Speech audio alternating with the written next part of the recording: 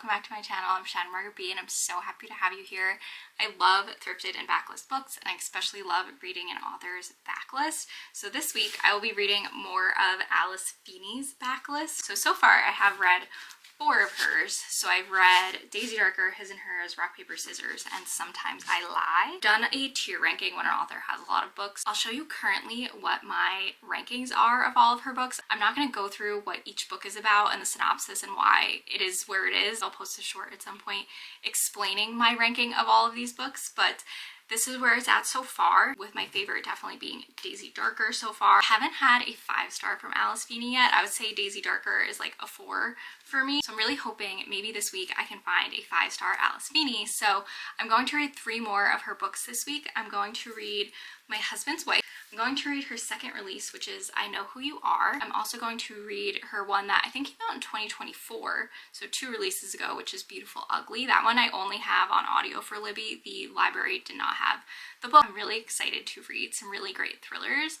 I feel like Alice Feeney, I haven't had any huge misses. She's always kind of just like a flatline author for me. I always kind of feel very similarly about all of her books, but like in a good way. I usually enjoy them and think that she has some pretty shocking twists. Crafting this week, I'm still working on my 3-panel diamond art project, so we'll see how much work I get done on that. And I also would really love to start a new puzzle. That would be great because I'm really missing the puzzling lately. I have a bunch of shifts of work coming up, but I am going to New York to visit my parents for the weekend, which will be really lovely. We're going to like a Lego exhibit throughout like gardens or something. I'm not really sure what it is, but I'll definitely show you what it is. I also have my favorite book sale that I literally wait all year to go to this library book sale because that is predominantly how I get all of my books. So lots of exciting things, and I'm ready to dive into some Alice Feeney.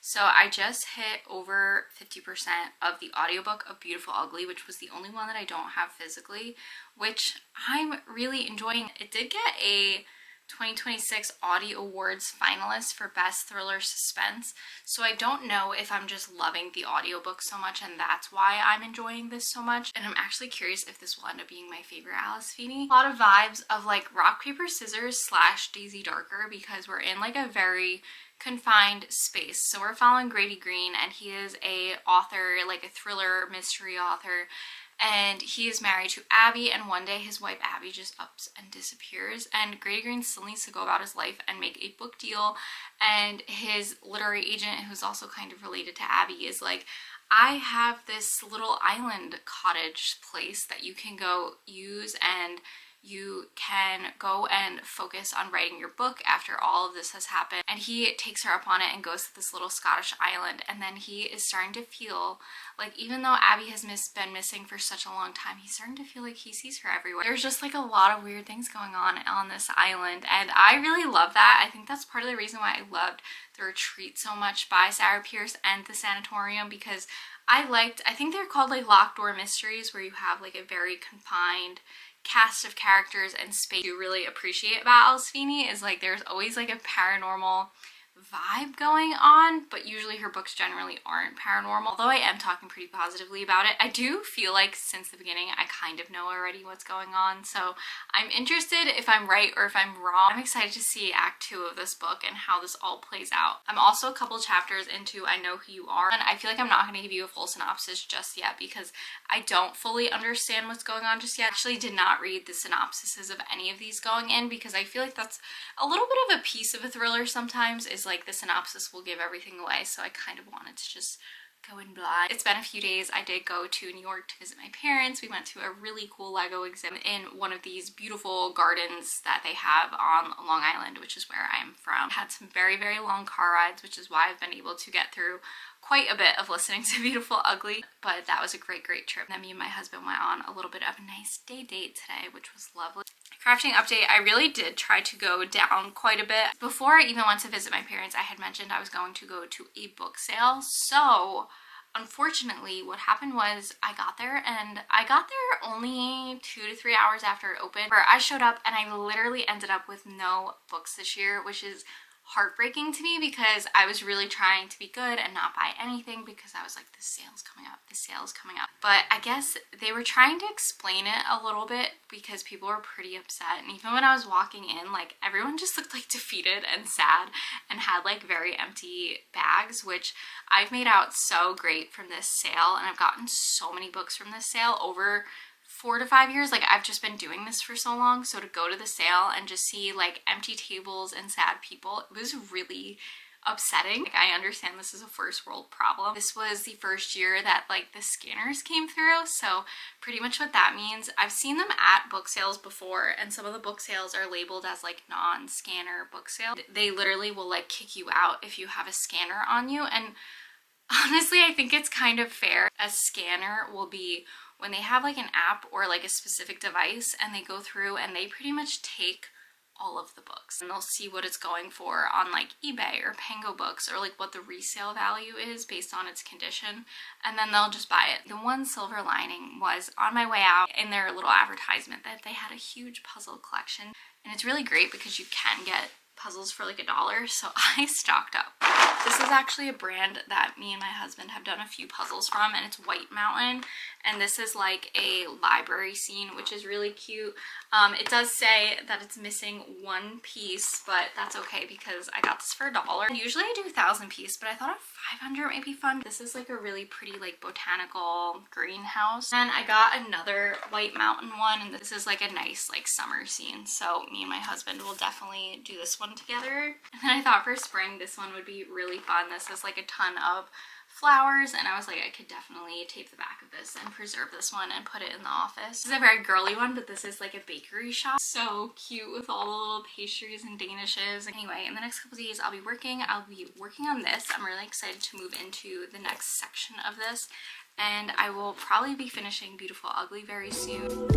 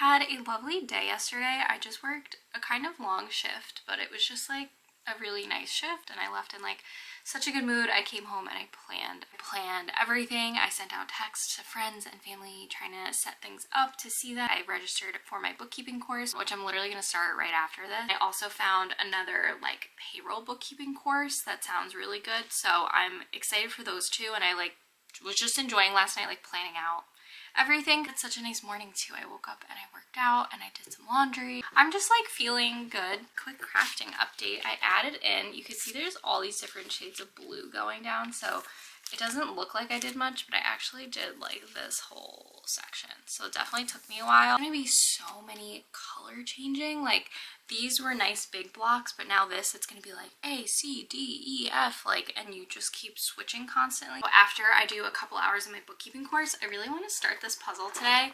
It is the only 500 piece one I got. Reading update, I finished Beautiful Ugly last night, and I have a lot to say about it. My tier ranking system, I'm actually gonna put it right under Daisy Darker, which means that I liked it more than his and hers, which is kind of shocking to me. We're really in Grady's perspective as he's trying to write his next book, and he's starting to talk to all these people in the town and just growing suspicion. It's an island with no service, and he can't get off the island because the ferries aren't running. I think I liked it so much because I listened to the audiobook. The audiobook was phenomenal. There's like a walkie-talkie element, so you get the crackle of the walkie-talkie, and if there's like a phone call, it'll ring, or the waves. Really immersive how they did the audiobook. Didn't even like the ending, but I just liked the motif and the vibe and the town so much that it really got me. I pretty much guessed what was going on the whole time. I still really enjoyed the book, so I feel like that says a lot. Like when twists were being revealed, I was like, I don't think we needed all of these twists, because there are a lot of twists that come out. Also, so I am over 50 pages through I Know Who You Are. This is following Amy Sinclair, and she is an actress at this point, but we know that she's a big introvert. She's very scared of everything, but she is a good actress. Amy goes home one day from work, and she realizes that all of her husband's things are still in the house, but he is nowhere to be found. I'm very intrigued by this book. This book also has crazy short chapters, so they're very, very quick, and I was listening to a bit of it while I was doing my laundry and some chores this morning. 2 different timelines we're following, one from her childhood, and the current timeline of her trying to understand where her husband went. It's like a grippy domestic thriller so far, so I'm interested to see where this goes. I'm not loving where the childhood timeline is going, so that's making me worried. I don't know, I just like really love Alice Feeney's suspense. I think it is very funny that I haven't found a 5-star from Alice Feeney.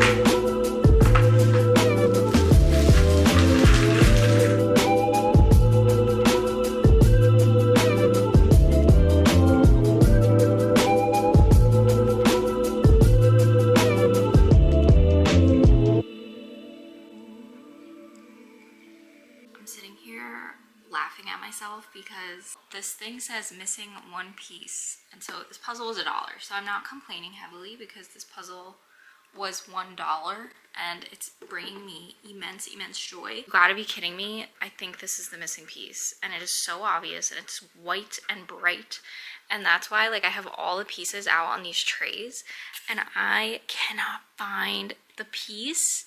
And I'm now like, did I lie to myself that I wouldn't care if a piece was missing? Because this is going to drive me absolutely nuts. I don't think I was going to save this one anyway. I probably was going to redonate it. Checked, I have 4 trays, which is also so nice with the 500 piece. Like, I just have 4 trays and I'm picking them and I'm like sorting and doing all the things, and it's just so much fun. And I'm listening to my audiobook and it's so much fun. And I'm watching Gabby Reed's 100K sprints. Yay, Gabby Reed's, and it's so fun. I'm gonna watch this back and be like, the piece is literally sitting right in front of you, because that would be kind of funny. Oh, he laid down. He finds the strangest spots to lay. Don't mind my glistening face. It is just so hot in this house. We have 1 AC unit in so far, but it's in the bedroom. We're storming here. Are you okay? He hates storms. I'm gonna go get him comfy in his crate because he is flipping out. It's okay. It is literally just rain. It's not even... It is thundering. Alright, let's get you tucked away with your noise machine. I always feel bad when I have to put him in his crate because we don't really use his crate as like punishment or anything. His crate's just always kind of open if he wants to go in there, but he usually likes to sleep like on the floor somewhere or on his dog bed or in our bed. I finished I Know Who You Are. I wish I didn't know who she was. This is a book I read and I wish I didn't read it. I'm putting this bottom tier rank. I think literally the twist in this book should not be allowed to be a twist, because I hate it. I don't like it. I had such a love-hate relationship with this book throughout the whole book. Like, I really liked it in the beginning, then I was like, I hate this. And then I was like, oh wait, I really, really like this. This is going okay. I'm interested to see what happens. And then I got to the twist. I hate it. I hate this twist. Twist was just like vile. I like Ugly Beautiful. I didn't love the twist. I kind of knew what was happening, but I had such a fun time getting there that that's why I enjoyed the book so far. Like this, I just feel like I was so aggravated throughout the whole book, and for that to be the twist, I just think is so effed up, and it should not be allowed in books. That's the twist. And I don't even think that's a spoiler, because I literally think the twist is something that you cannot even fathom happening. I'm so glad I don't own this book, because I would have donated it immediately. I will say I was more surprised in this book than I was surprised in Ugly Beautiful or Rock, Paper, Scissors or Sometimes I Lie. Like, I was definitely shocked, but like in a terrible way I was shocked. I'm very excited to read My Husband's Wife, and I'm glad that I'm ending with that one, because I think that could be my favorite one. I'm hoping it will be. I need a little mini break from Alice Feeney before I continue on, so I'm actually gonna do more of my bookkeeping course. This is the only one I don't have an audiobook for. Really sad story. I actually got a Skip the Line copy on Libby, and then I had a problem with my library card, and by the time I re-verified it, I lost my Skip the Line option. I'm really craving, since I listened to Beautiful Ugly, and tangibly read / listened to like 50-50 in this one. I really do want like a pure reading experience of hers again, and to like give an opinion on that way. But in the time that I was speaking, the whole storm passed, and now it's getting sunny out again, and I can go let the dog out again. Yeah, shake it off, shake it off.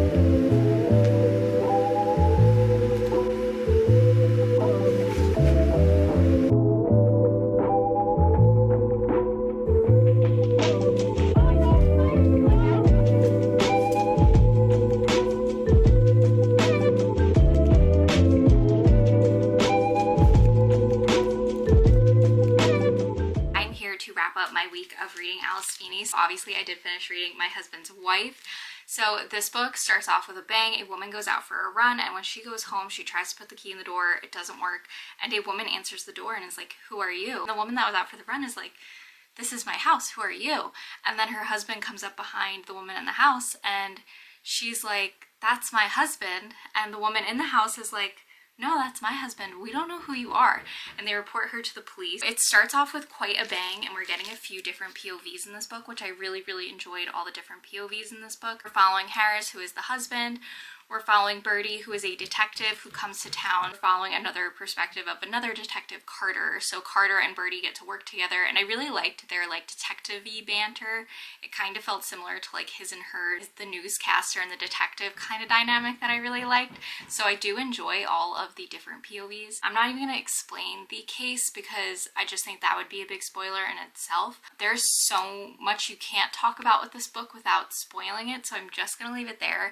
I absolutely loved this. If I were to give it a star rating, it would be a 5-star. The book was so grippy. It's so slow because I was just trying to like absorb everything and still try to figure out everything as I was reading it. Like, this book just felt like it well thought out, shocking. I loved all of the twists that were going on, and I feel like you do get a few twists as the book goes on, which is really fun because it's not all like just at the end where you learn everything. You're kind of given a lot throughout the book, but like so many fun twists. I just really liked it a lot. This is one of those books, like once you finish them, you kind of want to just reread it all again now that you know what the twists are. So I am quite sad to give this back to the library. My Husband's Wife will be at the top of my Alice Feeney, so it is really fun because I said one of my goals was to find a new favorite Alice Feeney, and I did, and I finally got a 5-star from her, so it was really exciting. I think one fun thing about having read Alice Feeney over time and trying to finish up her backlist is I feel like her books definitely got like crispier as they went. They got way more character development to them. Also really love her settings in Rock, Paper, Scissors, Daisy Darker, and